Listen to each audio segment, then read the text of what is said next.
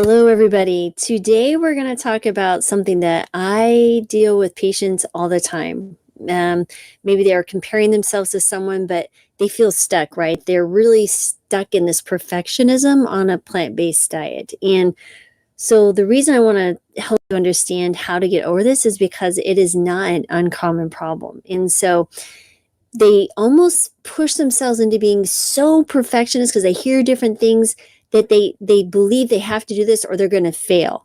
And so that is such an empowering thing to understand that that's not the case. So I want to share that with you. And by the way, if you're new to this channel, my name is Dr. Lori Marbus. I'm a board certified family and lifestyle medicine physician. I am licensed in every single state in this country and DC.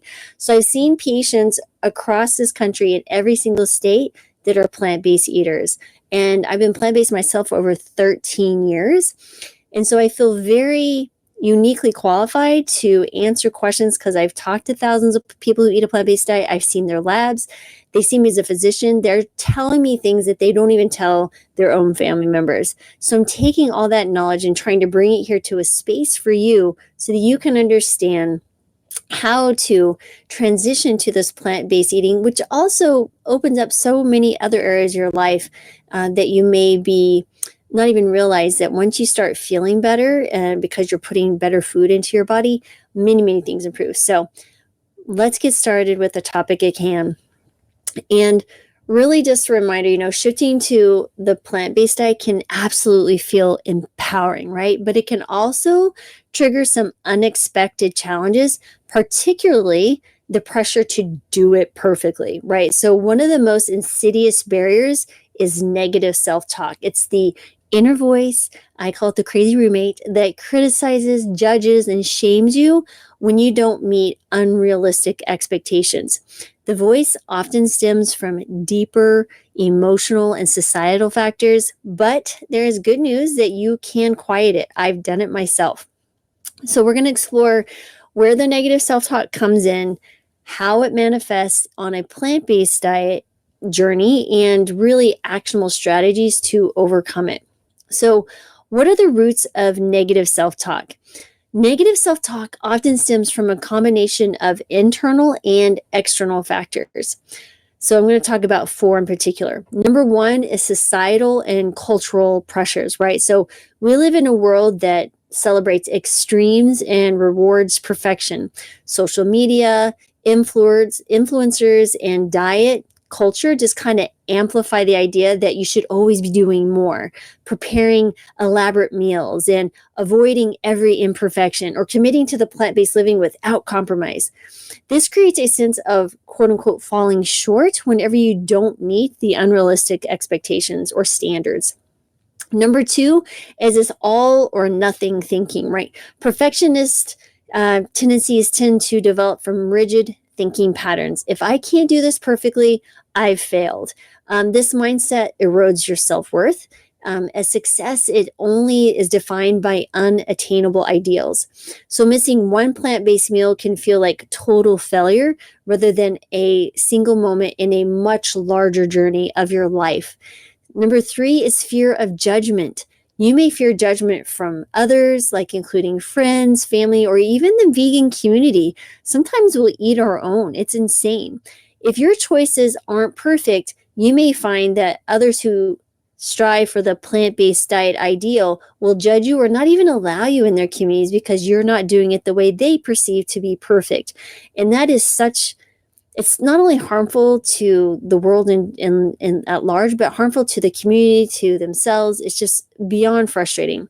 External criticism can amplify your internal voice, right? You're leading to shame and guilt, even when you're making meaningful progress. Number 4 is past experiences and conditioning. So negative self-talk can arise from childhood experiences, learned behaviors, or societal conditioning. If you were taught that mistakes were unacceptable and that self-worth is tied to achievement, it's easy to carry those beliefs into adulthood. And this manifests into diet choices where any slip up feels like a reflection or a personal failure. It's a reflection of personal failure. So how does this show up? How does negative self-talk show up on a plant-based diet? Well, you get guilt trips after slip ups, right? So eating something non-vegan intentionally or unintentionally triggers thoughts like, I have no self-control, or I can't do anything. Number two is minimizing progress, right? So even after positive steps, you tell yourself, I'm not doing enough, or it's still not good enough. Self-judgment, right? You label yourself harshly. I'm a failure. I'm not disciplined enough, rather than seeing imperfections as part of growth. I will have patients on more than a few occasions say, I'm not even worthy to keep working on this because I'm just a failure. They have such low self-esteem and feel that they're not even worth the feeding themselves healthy food. It breaks my heart, but it's so frustrating too at the same time, because if I could just shake them to show that they are so worthy of so much more than just even consuming a plant-based diet. Anyway, next is really comparing yourself to others. So seeing someone else's perfect plant-based lifestyle on social media might trigger the belief that you'll never measure up. So I get this all the time. People are like, what are you eating, Dr. Marvis? I want to say exactly what you're eating. I'm going to tell you, I eat a plant-based diet. I mean, I don't eat animal products, but am I whole food plant-based perfect all the time? No, because I'm a human being living a human life in this existence, and I'm making the best choices I can over the time. So, for example, when we're traveling cross country, and I have traveled across this country thousands of miles. I've lived in 9+ different states. I'm literally living in an RV now because I'm trying to release everything in my life as far as like obstacles to freedom. And I just want to live a different life unhindered by people's judgments and such. So when we're traveling cross country, sometimes we end up in a little place in rural Kansas, for example, or somewhere in West Texas. There are no plant-based stores, or even grocery stores are limited. You might be in one stoplight town, but there's a Taco Bell. And let me tell you what I order at Taco Bell. I get a black bean and rice burrito, added their lettuce and some avocado on it, or their little guac or salsa or whatever. And it's in a white tortilla, but I'll order 2 of those, and that will satisfy me until I can get somewhere and make a more prepared meal. But it makes it through, and guess what? It's good enough. It's good enough. And that's the really important thing here, to understand that you do the best you can, and you don't beat yourself up when it doesn't meet up to some expectation that many times we've set ourselves for. So the mindset is so, so important. Yes. Anyway, we understand that kind of inner dialogue creates stress, shame, and frustration, which often causes people to give up entirely. And that breaks my heart more than anything. When I see the potential someone has in their health journey when they adopt a whole food plant-based diet, and they give up because they didn't meet some imagined expectation, like they're going to be thrown in hell because they didn't meet some expectation by some group, some guru, or even what they've set themselves. And again, this can happen in all areas, all sorts of areas of life. But this one's really important because this is the one I'm seeing the most time. But again, many times we're talking about mindset and just in general, their self-esteem and what that means to love yourself and find yourself worthy, and their weight loss. And there's so many things involved here. But once you understand that you are not that negative voice in your head, that is something that is being created because of the story, the ego that's trying to live. When you understand that you can step back, that river of negative self-talk, you don't have to jump in the river and let it take you downstream and fall off a cliff. You literally can step out of the river and be on the bank and watch it flow by. You feel it welling up in your chest and you're feeling anxious. You can go, take a deep breath, anchor yourself, and say, I'm going to observe this. This voice, this feeling is not me. It's my crazy inner roommate. And you can name it. You're like, oh, here comes Annie anxiety, or oh, here comes disappointment Dell. It doesn't matter. You can name it, and then it's almost comical when you see it arising again. When you hear its voice, it can hear it's like when I was in the Air Force and I went to Alabama, and we went through officer kind of quote unquote boot camp. And I was in a class with 100 some odd people, and they were dentists, doctors, professionals, right? People that we were older, graduate degrees, and they had us lining up. It didn't matter. There were drill sergeants that they treated you just like the E1, the private, the airmen coming in. I think they kind of enjoyed it. But I remember they had changed the rules for hair color bands. So when I arrived there, I mean, I was reading the rules. I'm going to pay attention. And literally, when I'm standing there and you can hear, there's one drill sergeant in particular, and I didn't have the color of hairband that was required with the rule change that happened while I was there. And I couldn't leave training. So I was stuck, but I had to have my hair up. So I used what I had, which was a black hairband. And obviously my hair is not black. And so I'm standing there and I know I can hear, because of what the drill sergeant does, they put these tacks under on the bottom of their shoes. It's like almost like tap shoes, but you hear them with their boots and they're like, and I hear him coming up right behind me. And he's like, Dr. Marbus, Captain Marbus. I'm like, yes. He goes, have you not known the color of the hair tie? And I can't remember what the rule was, or I was like, yes, sir, but I don't have it. He goes, I can't remember now what he told me. It was so embarrassing. But that's almost like that voice, right? You can hear it coming, like you feel it welling up, like you feel the tension coming up, and you know it's going to blast at you. Just like the drill sergeant blasted at me for the wrong color hair tie. In the world of military, formal, whatever, what does it matter what color my hair tie is? Anyway, same idea. So who cares if you're eating a Taco Bell taco when you're traveling across country? It's good enough. Keep going. In the big picture of things, this is minimal. So anyway, I really want to, it's comical when you start thinking about it that way. And so I hope that helps. But what do we do with it now, right? So one, we're going to go over basically 5 steps to how to overcome the negative self-talk that shows up on a plant-based diet, right? One is you really want to identify and challenge the voice, right? So the step is overcoming negative talk is awareness. Kind of like I said, you can observe it. Pay attention to the thoughts that come up. And when you feel like you failed, you ask yourself, is this thought true? Would I say this to a friend in the same situation?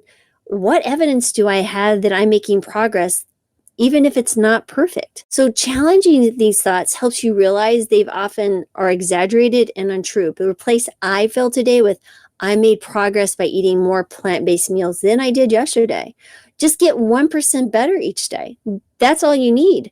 And before you know it, you've reached the epitome of what you're eating is like really good, right? And you're seeing things shift. Your chronic disease is reversing. You're losing weight. You're having more energy. You feel good about the planet and the animals benefiting from your choices. Number 2 that you can do is reframe mistakes as learning opportunities. But I would say you can do this even more, even outside the plant-based diet, right? So remember, mistakes are not failures. They're part of growth. They're literally an opportunity to learn. And they show up to tell you, hey, here's an opportunity to learn. Ask what's the message in the moment. What can I take from this? So when you eat something non-vegan, shift your perspective. Instead of, I ruined everything, say, try, this is a chance to learn. What could I do differently next time? So by reframing, you allow yourself to kind of move forward without shame. Next is practice self-compassion, right? So self-compassion is the antidote to perfectionism. So treat yourself with the kindness and patience you would offer a close friend. One, acknowledge it's okay not to be perfect. Everyone makes mistakes. Validate, I'm doing the best I can, and that's enough. Reassure, I am still making positive changes and every step matters. Here's a practical tip. When negative thoughts arise, place your hand on your heart and say something kind like, I am enough and my efforts matter. This really is an act of self-compassion. It can really help calm your inner critic by doing a couple of things. When you touch yourself, you're becoming mindful. You're becoming rooted in the moment. And it's really hard to remain in this self-critical cycle when you're bringing yourself this moment. You can take a deep breath, feel your heart, right? You're alive in this moment, and just, I am enough and my efforts matter. I am enough And I think if people just would say, I am enough every single day, that will be a ground changer. And you could say, I am enough and I'm grateful for the things that I have done in my life. I'm grateful for the progress that I have made. And when you realize and you start being grateful for the progress you have made, that really diffuses any of the negative self-talk too, because you're shifting your mindset. Number 4 is limit comparison to others. Oh my Lord. Comparing yourself to others, whether it's online or friends, feeds perfectionism. Remember, social media only shows the highlight reel, right? Not the struggles behind the scenes. So focus on your own journey and celebrate your unique progress. Practical tip: unfollow accounts that trigger feelings of inadequacy and seek out supportive, judgment-free, plant-based communities. I will tell you that alone will be a game changer. And really understand that just because you admire someone's body or whatever they're doing, but if it makes you feel worse, why are you following them? Again, you are on your own journey and you need to make that decision. What are you feeding? Who are you feeding? What are you feeding by watching that? And so number 5 is celebrate small wins and progress. So negative self-talk thrives when you only focus on what's missing. So shift your attention to what you are achieving, no matter how small. So did you try a new vegan meal today? Did you reduce your meat consumption this week? These are victories worth celebrating.